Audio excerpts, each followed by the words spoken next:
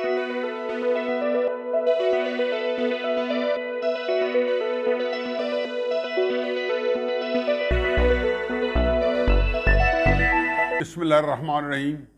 नाज़रीन, पहले तो मैं जिस मकाम से आज व्लॉग कर रहा हूँ, ये मियाँ वाली का एक दूर आफ्तादा जो इलाका है, ये वहाँ पे है। और यहाँ पे तकरीबन आप ये समझें कि 80% गाँव में बिजली नहीं है, क्योंकि छोटे छोटे फैले हुए हैं, आबादी इतनी ज़्यादा नहीं है। लेकिन बिल्कुल ये करक और मियाँ वाली के बिल्कुल बॉर्डर पे मैं बैठा हूँ।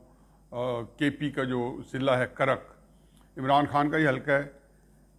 मैंने जिक्र इसलिए किया है कि यहाँ पे मैंने आँखों से वो बिलबिलाते लोग चेहरे देखे हैं जो पाकिस्तान की मौजूदा महंगाई और जो मुआशी सूरत हाल है उनके ऊपर एक बम बन कर गिरी हुई है।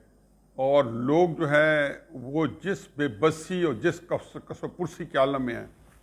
हमारे कल ही वज़ीर ख़जाना साहब फरमाते हैं जी कि पूरी दुनिया के अंदर जो है एक महंगाई का तूफ़ान है।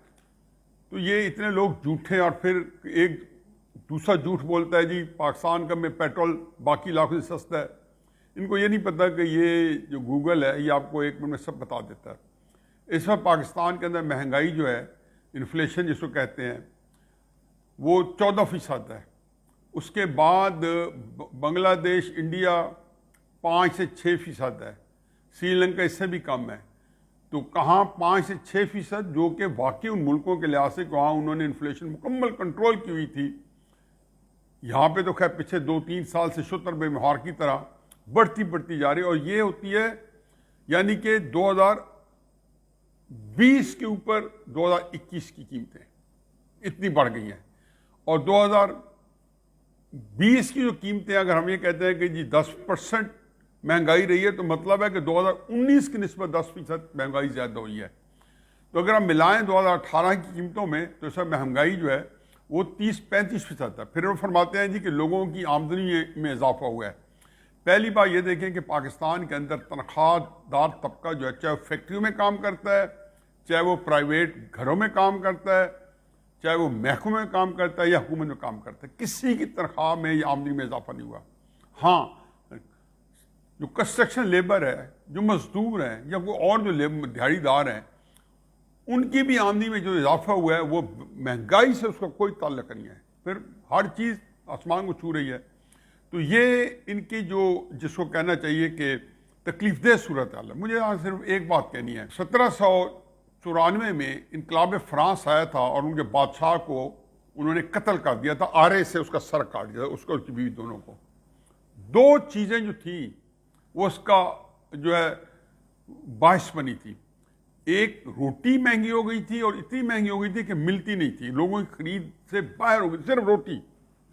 एक लतीफ़ मशहूर है कि जब बादशाह को पता चला कि लोग बाहर हंगामा कर रहे हैं और एक जिसको कहना चाहिए कि अनारकी की कैफियत है पूरे मुल्क के अंदर, तो पूछा ये क्या वजह है, ये क्या अफरा तफरी अनारकी, तो क्या वजह है? उन्होंने कहा जी कि लोगों को रोटी चाहिए, रोटी मांग रहे हैं, रोटी नहीं है। तो उन्होंने कहा फिर इनको केक दे दे। ये लतीफ़ा आज तक 200-250 साल से आज तक महफूज है। दूसरी वजह यह थी कि टैक्स बढ़ा दिए गए। अब वो ज़ाहिर है जब हुकूमत के पास पैसे नहीं तो टैक्स बढ़ाते जाते थे। तो ये जो दोनों चीज़ें हैं, और भी 2-3 फैक्टर्स थे, लेकिन ये 2-3 चीज़ें हैं। ये पाकिस्तान में ऐसा है कि आपका मईशत तबाह हो चुकी है, आपका इंतज़ामी ढांचा तबाह हो चुका है, इदारों को एक एक करके इमरान खान साहब ज़बह कर रहे हैं और ज़मीन बोस कर रहे हैं। हकीम सईद की किताब के किस्साबात जो कि पिछले कई सालों से हर ज़बान ज़द आम है, वो ये थे कि ये इमरान खान साहब को इक़्तिदार में लाया जाएगा। ये 1995-96 में कहा गया था कि मईशत तबाह करेगा, इदारे तबाह करेगा, ब्लेसफेमी जो तौहीन रिसालत का कानून है वो ख़त्म करेगा, और इस तरीके से 4-5 चीज़ों ने बताई थी। तो आप देख रहे हैं कि इदारे जो हैं, और इदारों में फिर सबसे आजकल जो सबसे ज़्यादा तबाही की बर्बादी की तरफ जा रहा है वो इलेक्शन कमीशन है। 2 इदारे तो हमारे जो हैं सुप्रीम कोर्ट और अस्करी इदारे, उनका तो जो कारकर्दगी वो देख चुके हैं। जब तक अल्लाह ताला ने उनकी ताकत के अंदर दम खम रखा है तो वो ظاہر ہے کہ نہ وہ کسی کی بات سمجھ سکتے ہیں نہ سن سکتے ہیں، اور وہ ایک بڑے استحکام کے ساتھ اور بڑے ایک مستقل مزاجی کے ساتھ اپنے مقاصد کو حاصل کرنے کے لیے لگے ہوئے ہیں. اور وہ چونکہ مقاصد ان کے بہت پاکستان کے وسیع تر قومی مفادات ہیں اور بہت بڑے قومی سلامتی کے ہیں، تو اس لیے ان کے پاس الاؤنسز بھی ہیں عسکری اداروں کو خصوصاً اور ساتھ سپریم کورٹ کو بھی. تو عمران خان صاحب جو ہیں آج کا الیکشن کمیشن کو آڑے ہاتھوں لے رہے ہیں. اس سے پہلے کہ میں الیکشن کمیشن کی بات کروں، مجھے مریم نواز صاحبہ کی آج کی پریس کانفرنس جو ہے کمال کی ہے. 3-4 فقرے جو ہے میں کہتا ہوں کہ وہ پریس کانفرنس کی جان تھے. ایک تو انہوں نے بڑا خوبصورت فقرہ کہا کہ اسمبلی نے، جیسے مسلم نون بھی شامل تھی، پیپلز پارٹی بھی شامل تھی، جنرل باجوہ صاحب کی ایکسٹینشن کے اوپر جو ووٹ کیا تو انہوں نے سوال کیا کہ آپ لوگوں نے سارا ووٹ کیا، تو انہوں نے کہا کہ اس گناہ میں شریک نہیں تھی.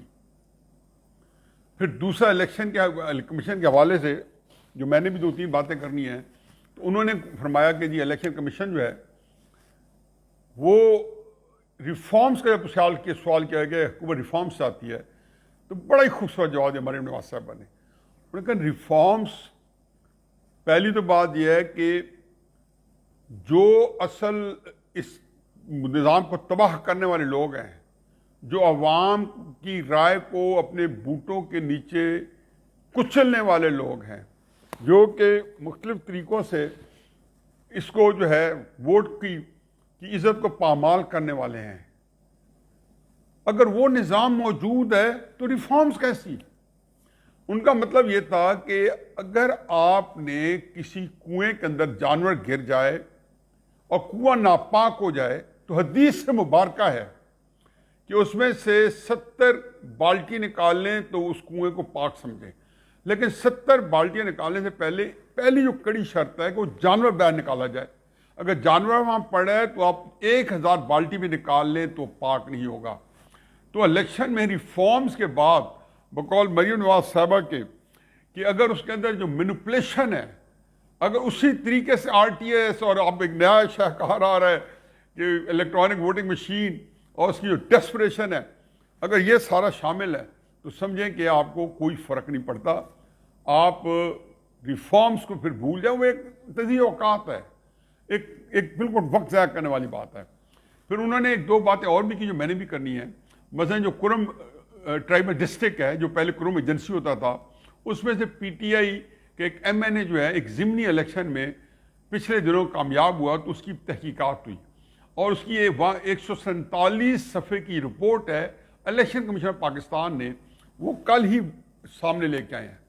وہ بڑی اس میں جو 2-3 انٹرسٹنگ پہلو ہیں، مریم نواز صاحبہ نے بھی اس سے بات کی ہے، اور وہ انٹرسٹنگ پہلو یہ ہے کہ اس رپورٹ کے اندر جو KP کی جو پولیس، جو کہ بڑی آئیڈیل پولیس تھی، جن کو عمران خان صاحب نے کہا تھا کہ ہم نے اس کو ایک نظام، ایک ادارہ بنا دیا ہے، اس نے پوسٹل بیلٹ کو کس طریقے سے جا کے چرایا پولیس نے، اور اس کے اندر جو ملوث ہیں، ویسے تو DSP کے ایڈریس میں وہ بھیجے گئے، لیکن ظاہر ہے کہ وہاں SP ملوث ہوگا، DIG بھی ملوث ہوگا، پوری حرارکی ہوگی، کیونکہ یہ جرت ایسے نہیں ہو سکتی. اور اس PTI کے امیدوار فخر زمان کو NA 45 میں سے جتوایا گیا.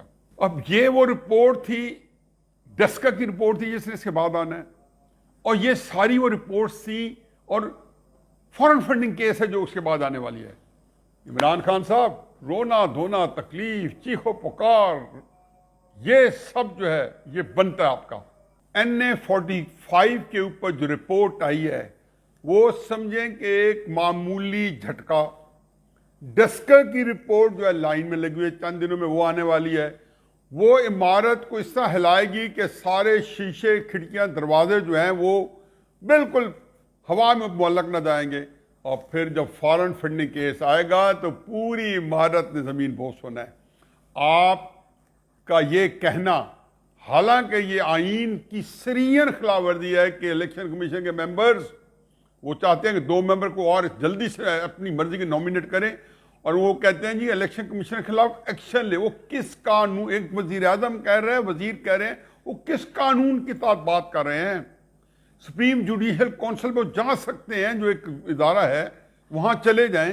لیکن یہ جو کہہ رہے ہیں کہ جی فلاں فلاں پہ پڑ جائے، جیسے میں کہہ دوں کہ جی مجھے کسی عسکری ادارے کے کسی بندے کو جو مریم نواز صاحبہ نے شارتن کنیتن کہا ہے، یا سپریم کورٹ کے اوپر ہم کہا جائے کہ جی جو بردر ججز ہیں وہ اٹھا کے بیٹھ کے اور ان کے خلاف ایکشن لے، کیونکہ ایک دو بندوں سے جو ہے وہ ہمیں شکایات ہیں، اور ان کی شکایت کون سی ہیں؟